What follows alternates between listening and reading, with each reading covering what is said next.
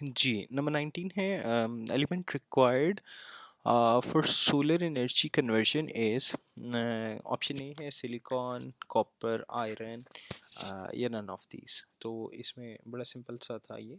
इसमें सिलिकॉन जो है वो करेक्ट आंसर है। और जैसे अच्छा जैसे बल्ब है, ठीक है। अब बल्ब के अंदर जो ये लाइट को जो इलेक्ट्रिसिटी जब आती है और जब ये इसको जलाता है तो ये वाला जो एलिमेंट है, ठीक है, जो उसको रोशनी प्रोवाइड करता है, ठीक है, इसको हम टंगस्टन कहते हैं। ये बड़ा इंपॉर्टेंट है, काफ़ी दफ़ा है टंगस्टन, ठीक है। ये एक्चुअली पास पेपर्स में काफ़ी दफ़ा ये देखा गया। अच्छा जी, आगे आ जाते हैं जी। नंबर 20 पे which vitamin is gained from sunlight? Vitamin A, B1, vitamin C या विटामिन डी? तो इसका करेक्ट आंसर है जी विटामिन डी, ठीक है। अच्छा, अब विटामिन की थोड़ी सी अगर हम डिटेल्स अगर जानना चाहें, ठीक है, तो आपको पता है दो तरह के विटामिन होते हैं, ठीक है। एक को हम वाटर सॉल्युबल कहते हैं, वाटर सॉल्युबल, और एक को हम कहते हैं फैट सॉल्युबल, फैट सॉल्युबल। अच्छा, जो फैट सॉल्युबल है आपने याद रखना है, इसमें विटामिन ए आता है, डी आता है, ई आता है और के आता है, ए डी ई के, ठीक है। और जो वाटर सॉल्युबल है इसमें विटामिन बी एंड सी आता है, ठीक है। अच्छा, अब जो विटामिन डी है ये आपको पता है बोन्स के लिए इंतहाई अहम होता है, ठीक है। अच्छा जी, विटामिन ए का जो सोर्स है, ठीक है, वो डेयरी प्रोडक्ट्स, इसके अलावा आप देखें सीरियल्स हैं, वेजिटेबल्स हैं, ठीक है। अच्छा जी, विटामिन B1 जो है इसको थायमीन भी कहते हैं, ठीक है। तो ये है बेसिकली एक क्लासिफिकेशन, ताकि आपको याद हो जाए कि विटामिन्स की अगर क्लासिफिकेशन को टाइप्स पूछता है कि कितने टाइप्स के विटामिन्स हैं, तो दो टाइप्स के हैं, ठीक है। और कौन कौन से हैं? वाटर सॉल्युबल है, वाटर सॉल्युबल के अंदर बी एंड सी आता है, और फैट सॉल्युबल के अंदर ए डी और ई आता है। अच्छा जी, नेक्स्ट आ जाता है जी, which waves are used in cellular phones? X-rays आता है, रेडियो वेव्स आता है, अल्ट्रावायलेट वेव्स आता है और माइक्रोवेव्स आता है, ठीक है। तो इसमें करेक्ट आंसर है आपका रेडियो वेव्स। ये जो आपके टावर्स के साथ कनेक्ट होता है, ठीक है, तो ये रेडियो की फ्रीक्वेंसी के साथ चल रहा होता है, ठीक है। अच्छा जी, Arab league was founded in Saudi Arabia, Qatar, Turkey या कायरो, ठीक है। तो ये है इसका करेक्ट आंसर डी, कायरो, ठीक है। अच्छा, ये मैं आपको बताता चलूँ कि जब इनिशियली अरब लीग जब फॉर्म हुई, ठीक है, तो इसके 6 मेंबर्स थे टोटल। कितने मेंबर्स थे? 6। देयर वर टोटल 6 मेंबर्स, ठीक है। और इसका हेड ऑफिस जो है वो कायरो में है। और ये 22 मार्च 22 मार्च 1945, ठीक है, स्टार्ट हुआ था जब ये इसकी फॉर्मेशन हुई थी, ठीक है।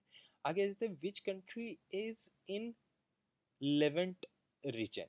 अच्छा, अब हम सबसे पहले लेवेंट का मतलब जान लेते हैं। लेवेंट का मतलब जो होता है वो होता है like stylish, modern, modern elements, modern people, modern places, modern states, ठीक है। A part of modern states, आगे उनके फर्दर पार्ट्स आए तो ये लेवेंट रीजन्स हैं, ठीक है। इसमें कुछ कंट्रीज हैं जैसे टर्की है, ठीक, लेबनान है, टर्की, इनको क्लासिफाई किया हुआ है, लेबनान, साइप्रस है, इजिप्ट है, ठीक है। तो ये आ जाते हैं आपके मॉडर्न रीजन्स में, ठीक है, जो जिनको हम लेवेंट रीजन्स कहते हैं, ठीक है जी। आगे एक्स्ट्रा जी हमारा नंबर 24, ठीक है। अच्छा जी, इसमें हमने देखना है कि which one of the following do not comes under electromagnetic waves। ठीक है। अच्छा, अब हम सबसे पहले ये समझ लेते हैं। अच्छा चले पहले इसके एमसीक्यू देख लेते हैं कि उसमें कौन सा आता है। ए साउंड, बी लाइट, सी एक्सरेज, डी रेडियो वेव्स। अच्छा, इसका जो करेक्ट आंसर है वो तो है ए। ठीक है, साउंड वेव्स। इसमें आपको थोड़ा सा ना मतलब चीज़ों की बैकग्राउंड का पता होना चाहिए। ठीक है, वो कैसे कि हर चीज़ का एक मतलब कॉन्सेप्ट से आगे कॉन्सेप्ट, फिर उससे आगे एमसीक्यूज वो बनते निकलते चलते आ रहे होते हैं। ठीक है, अब हम इसको अगर देखें तो बेसिकली वेव्स की टू टाइप्स होती हैं। वेव्स की टू टाइप्स होती हैं। एक को हम कहते हैं मैकेनिकल,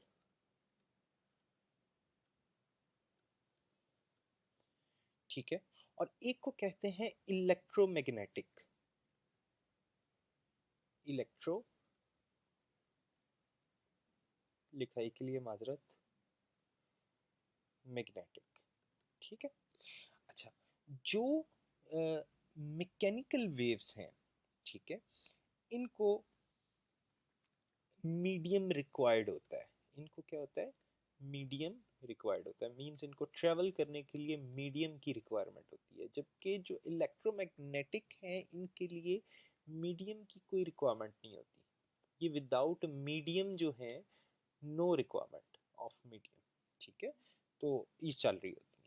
अच्छा, आगे अगर हम बात करें मैकेनिकल वेव्स की, तो mechanical waves further two types की होती हैं।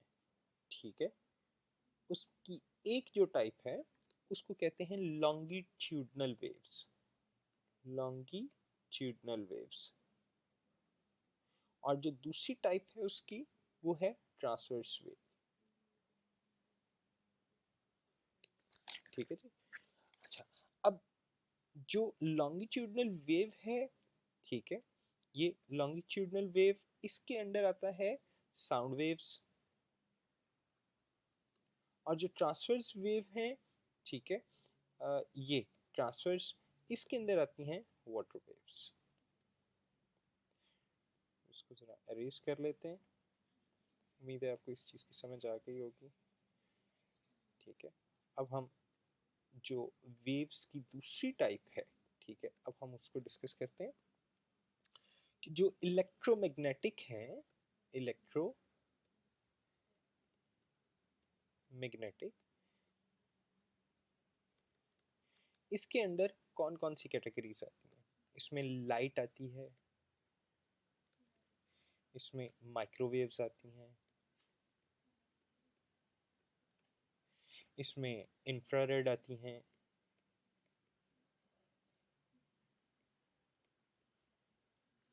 इसमें एक्सरेज आती हैं, इसमें अल्ट्रावायलेट रेज आती हैं,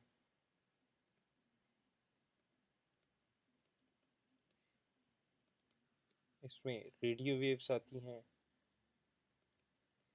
तो यही रेडियो वेव्स का आपका क्वेश्चन ये यहाँ पे। ठीक है, तो ये अब अगर फर्ज करें कि मैं मतलब देख लेता हूँ कि